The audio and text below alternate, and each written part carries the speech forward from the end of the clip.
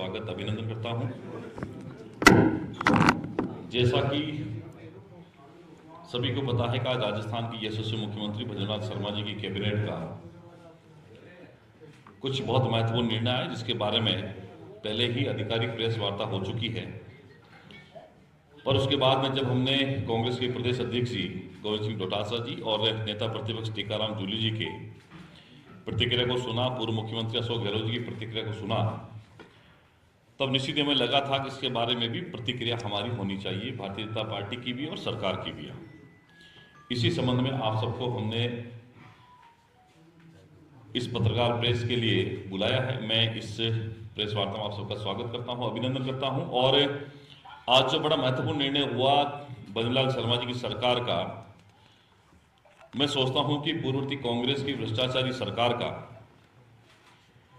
जिन्होंने कभी ये सोचा नहीं था, जिससे राजस्थान के इतिहास में 67 सालों में मात्र नए 7 जिले बने और सरकार जाते जाते अपने अंतिम वर्ष में मतलब लगभग 17 नवीन जिले, 3 नवीन संभाग की घोषणा कर दे और उसके बाद भी चुनावी लाभ में कुछ सफलता हासिल नहीं मिलती, लगभग सारी सीटें वो हार जाते हैं। मैं सोचता हूं कि जनता का राजस्थान की पूर्ववर्ती कांग्रेस सरकार को करारा जवाब था, उससे भी वो संभल नहीं पाए। और हमारी भजनलाल शर्मा जी की सरकार पर उन्होंने जो आज बेतुके बयान दिए हैं, बचकाना बयान दिए हैं, क्योंकि उनके पास में कोई मुद्दा नहीं है। मैं पत्रकार साथियों इतना ही आग्रह करना चाहूंगा, मैं कांग्रेस से एक ही सवाल पूछना चाहता हूं कि जब सरकार बनती है तब जनहित को प्राथमिकता में रखा जाता है। पार्टी, दल और अपनी किसी भी स्वार्थ को हम अंत में रखते हैं, लेकिन कांग्रेस पार्टी ने जाते जाते सरकार के 5वें साल में जब 17 जिलों के गठन की घोषणा करी, 3 संभाग की घोषणा करी, इससे बड़ा और क्या हो सकता है जब 3 नए जिले चुनाव आचार संहिता से पहले जिनका नोटिफिकेशन निकला, ऐसे ही राजनीतिक लाभ लेने के लिए उसको हमारी भजनलाल शर्मा जी की सरकार ने आने के बाद एक मंत्रिमंडल उप समिति का गठन किया, एक ललित के पवार साहब की अध्यक्षता में एक कमेटी का गठन किया। ललित के पवार साहब की कमेटी ने पूरे जो नए जिले बने थे, 17 जिले 3 संभाग, उसके बारे में रिपोर्ट प्रस्तुत करी। मंत्रिमंडल उप समिति ने उसका परीक्षण किया। उसके बाद में कैबिनेट के अंदर तय हुआ कि हम कुछ जिले जो है व्यवहारिक नहीं है, और मैं तो इतना आरोप लगाता हूं कांग्रेस के ऊपर कि इन्होंने जिन 17 जिलों का गठन किया, 3 संभाग का गठन किया, उसके बारे में 1 रुपए का भी प्रावधान सरकार की तरफ से नहीं था। और सिर्फ जिलों के संबंध में नहीं, और भी बहुत सारे निर्णय थे। उनका यह मत था कि हम तो डूबेंगे ही डूबेंगे सनम, लेकिन तुम्हें भी ले डूबेंगे। ये राजस्थान की सरकार कांग्रेस की, जिन्होंने राजस्थान के भविष्य को नहीं देखा और एक ऐसा निर्णय किया जिससे राजस्थान की जनता को कोई फायदा नहीं मिला। ना ऑफिसेज थे, एसडीएम ऑफिस में कलेक्टर ऑफिस चल रहा था, डीवाईएसपी के ऑफिस में एसपी ऑफिस चल रहा है, और आईजी ऑफिस में लगाए थे तो कोई नियुक्तियां नहीं थी, कोई अलग से कोई फाइनेंशियल मैनेजमेंट नहीं था, किसी प्रकार का प्रशासनिक तंत्र भी नहीं था, कोई फाइनेंस का भी कोई प्रोविजन नहीं था। और सरकार ने इनको जब चुनाव थे तो आईना भी दिखाया, राजनीतिक लाभ वो ले नहीं पाए। और आज जिस तरीके से डोटासरा ने कुछ जिक्र किए हैं, जब सरकार के ऊपर कोई बात आती है तो नेता प्रतिपक्ष का हक बनता कि वो पहले सरकार की प्रतिक्रिया दे, लेकिन डोटासरा ने वहां भी अतिक्रमण किया और पहले खुद ने प्रेस वार्ता करी, चूंकि नेता प्रतिपक्ष जो है उनको बाद में बोलने दिया गया। और मैं तो ये कहता हूं किसी सूरत में 17 जिले व्यवहारिक नहीं थे।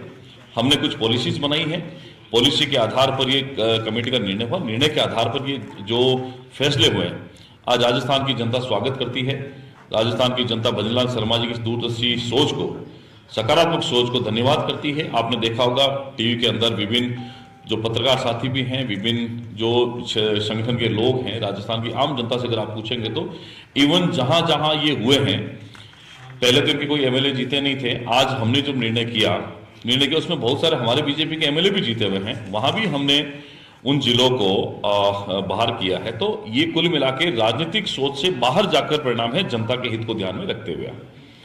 और कांग्रेस के साथी जो हैं आपस में, इनके पास में जब कोई भजनलाल शर्मा जी की सरकार के ऊपर कोई कमेंट का कोई विषय नहीं बचता, तब इस प्रकार के बेतुका बयान आते हैं। मैं सोचता हूं कि राजस्थान की जनता इनको फिर से, जिस प्रकार आम चुनाव में अभी जो बाई इलेक्शन हुए थे, इसमें आईना दिखाया था।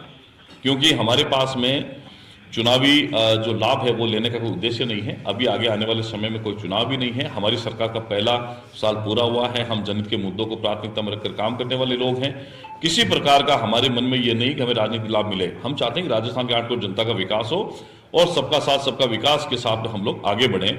मेरा आपसे इतना ही कहना है, जो डोटासरा जी ने कहा है, जूली साहब ने कहा है, पूर्व मुख्यमंत्री ने कहा है, मैं सोचता हूं विषय से परे हटकर उनके पास कुछ बचा नहीं, इसलिए उन्होंने सिर्फ और सिर्फ विपक्ष की भूमिका के अंदर अपने बयान जारी किए। इससे राजस्थान की जनता का कोई वास्ता नहीं है। अपने स्वार्थ को पूरा नहीं कर पाए थे, इसलिए ऐसे बयान दिए हैं।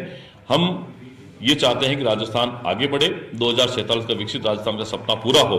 अब राजस्थान में 41 जिले होंगे, 7 संभाग होंगे, जो सब मिलकर राजस्थान को आगे बढ़ाने के लिए काम करेंगे। और एक जानकारी और, एक जिला जब नया बनता है तब 2 से 2,500 करोड़ रुपए का खर्चा आता है प्रशासनिक तंत्र को व्यवस्थित करने में। आपसे पूछना चाहता हूं, कांग्रेस से पूछना चाहता हूं, कितना रुपया आपने इन जिलों के लिए दिया था? 1 रुपया भी नहीं दिया। और अभी आज डोटासरा ने कहा था कि ऑफिस लगे बन गए। आप बताइए कहां ऑफिस बने हैं? जिला कलेक्टर ऑफिस कहां बना है? एसपी ऑफिस कहां बना है? आईजी ऑफिस कहां बना है? वही पुरानी बिल्डिंग के अंदर चल रहा है। किसी के पास हिसाब नहीं है।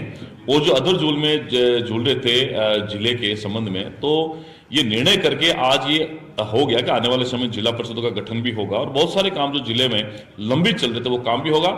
हमारी सरकार का ये मुख्य उद्देश्य है कि इन 41 जिलों में नए के साथ पुराने में प्रशासनिक तंत्र जो है उसके सिस्टम को विकसित किया जाएगा। वहां ऑफिसर्स की नियुक्ति होगी, नए भवन भी बनेंगे, सेक्रेटरीट, सब तरीके से हम इसको व्यवस्थित करके बहुत जल्दी इसको जनता के बीच में रखेंगे। तो मैं सोचता हूं ये भजनलाल शर्मा जी की सरकार का बड़ा ऐतिहासिक निर्णय है और समय के साथ में। और उन्होंने, मैं एक और कहना चाहूं, उन्होंने कहा था कि एक कैसा बयान है कि सर्वदलीय बैठक करके इस जिलों को खत्म किया जा सकता है। क्या कांग्रेस ने जब जिले घोषित किए थे सर्वदलीय बैठक हुई थी? सर्वदलीय बैठक कब कही जाती है? ये भी इस प्रकार का उनका बयान है। और बहुत सारे उन्होंने बयान दिए। मैं सोचता हूं कि उनकी समझ के बाहर है। वो कह, आज चूंकि पूर्व प्रधानमंत्री मनमोहन सिंह जी का अंतिम संस्कार हो रहा है, पूरा देश संवेदनाओं में साथ है उनके।